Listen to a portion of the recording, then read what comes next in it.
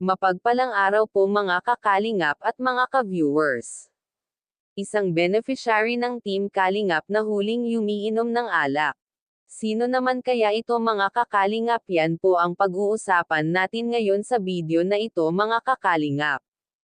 Isang mapagpalang araw po sa atin lahat mga kakalingap, at kung bago ka pa lamang sa aking channel baka pwede pakisubscribe, at maraming salamat po sa mga patuloy na pagsuporta sa aking channel. May isang beneficiary pala ng Team Kalingap na nahuling umiinom ng alak mga kakalingap. Yan po ang pag-uudapan natin ngayon mga kakalingap. Hindi talaga natin kilala ang isa't isa kung ano ang meron na ugali tayo. Kaya sa pagsisiyasat ni Kuya Rab sa mga beneficiary niya ay may isang K-Angels ang nakitaan na ang perang binibigay ni Kuya Rab sa kanila o sa galing sa ating beneficiary ay winuwaldas pala nito, at ginagamit sa mga luho niya, katulad na lamang ng nakita ni Kuya Rab na isang video na senador and sa kanya na ang isang beneficiary nga niya ay nag-iinom at nag-i-enjoy gamit ang pera na binibigay niya at ng mga sponsor. Hala, sino kaya ito?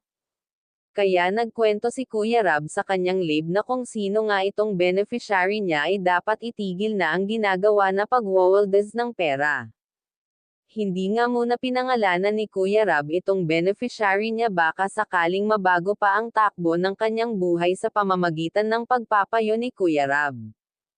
Marami po ang mga beneficiary ng Team Kalingap na naghahangad ng mabuting buhay at gotong maging mabilang sa K-Angels, kaya pasalamatan nyo kung ano ang meron kayo ngayon.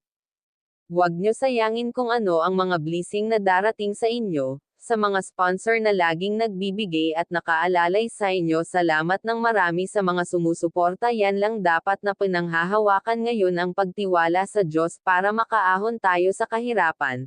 Kaya wag nga po pala natin kalilimutan suportahan ang ama ng Kalingap na si Val Santos Matubang. At hanggang dito na lamang ang ating mixing reaction. Again, maraming salamat sa panonood.